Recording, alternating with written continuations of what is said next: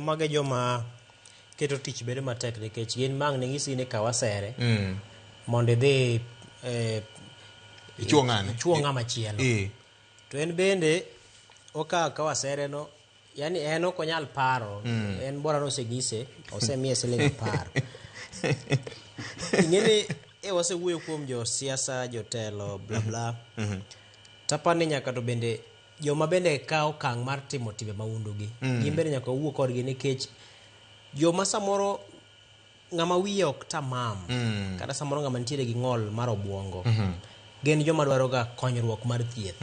Omiyo ineno ka nitiere osiptende moket aketa moyiedhi mar ng'ama samoro ok nyal bedo kod paro maliw.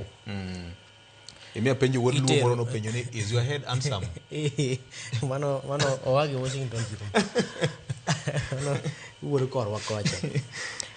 Koro sama wiyi tamam moki tuo e obwongo, osiepa ma Jalech wacho ni rachari ber, to kowinjore bed ni ng'ato ng'isi ni go ng'ane ngum tigo ayagoya ngum.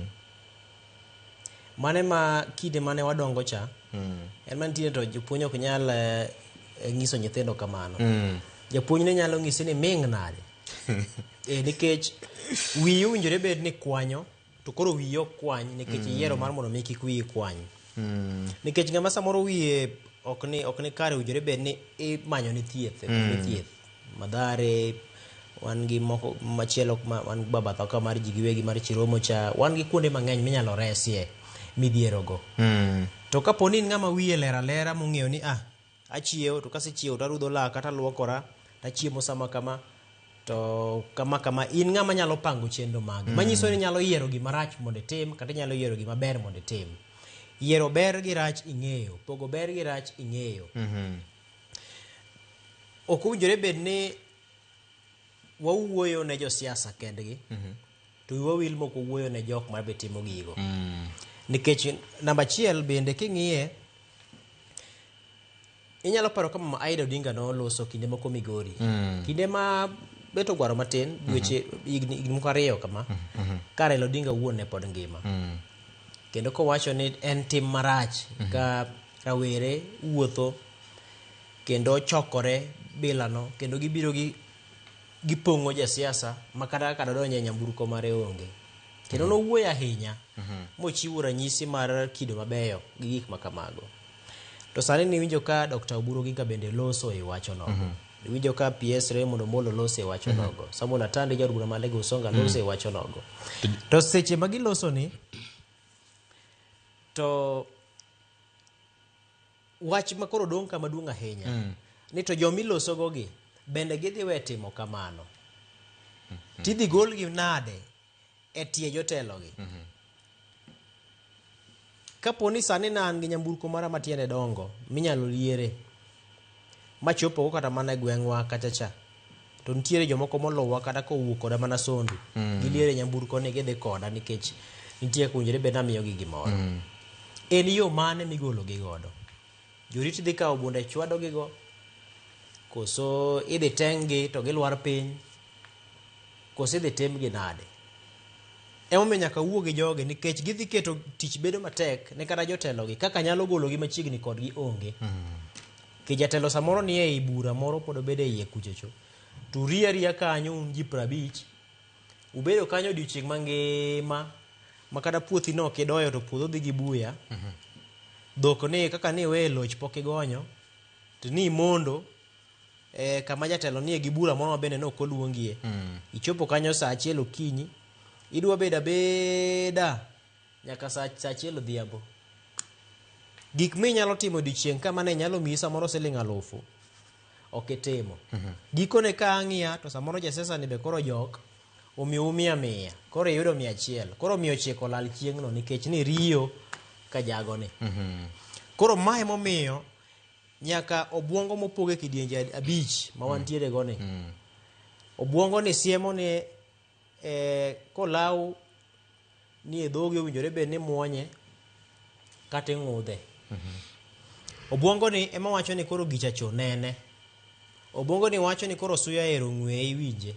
Obwongo ni wacho ni koro gimoro ero moro wichi kiti mondo iwinje. Owinjore bed ni jopiny bende kawo ting', raweregi bende kawo ting' mar ng'eyo tang'o maber negi. En iluwo bang' ng'ani mondo idonri kode odiochieng' mangima, igwarri ma samorang'o mi 50 chako yieche diere ka koro olare, ichak idok gi lweti nono, giri moro ma samoro ne nyalo timo mane nyalo miyi yuto, to koro iweyo chien. Sama koro ji doyo cha, kuom ranyisi, kata kiwe doyo sani ji okeyo. Nitie joma samoro ni mondo konygi suso oduma, joma koro ni mondo mi konygi golo oduma e puodho kisomo kitero kuma kama. Teko minyalo dhi miting'o godo rungu midhi go wadu no, en teko mane nyalo dhi nyiso ng'ato ni odumbi ni kagolo nigo gunde 3 ni kowuok e puothe ni nyaka ka, gi teko ma an go ni, inyalo chula pesa maromo kama. Chieng' no ngufu mari cha idhi kete gima dhi mi yuto kacha, to be kiya kanyo to koro ijony, koro iywe ninda kiseluokori, teko minyalo wuok midhi go ng'ama chielo no koro onge. Gik ma ji kawo ni matindo tindo manie koro e kind oganda gi e gik ma ji nyalo timo makelo ber. Nikech an apenjo gimoro achiel niya, ji osomo, tije onge, adieri mar wach, ok en Kenya kende, en e piny mangima. Awuoyo gi nyamera Beatrice nitiere e piny Amerika kocha, ong'isa kaka chal mar wach ma ng'ato nyalo tiyo ma iong kata ma sama iywe kech odiochieng' itiyo e kambini, ka ng'oro mogo tiyo ni tiyo tich machielo. En menyo ma samoro ng'ato kata ot ok odak ma e gari, kache kanyo en gi maswak morudho go lake, to en gi mo mowirore godo, gi gik moko matinde loso, matinde towel moko matinde ywaruok go milogo go chuth gi. Iyudo ka mane ma kosekawo koseywe go yuothe, ng'ato koseywe go yuothe to samoro chako kuonde moko ma samoro de chendi e weche mag muya gi. Oseloso maber to chako kawo moye to wiro to donje tich machielo. Nikech en menyo ma kaponi ling' matin tilokori jakuo. To kilokori jakuo ting'e mana duoko mabiro bang'e. Erokamano. Koro katieke, nyaka to dhano kawo okang' gi thuolo manitiere gi, obed matin maromo nade. Minyalo timo matin maromo nade no, en mitime.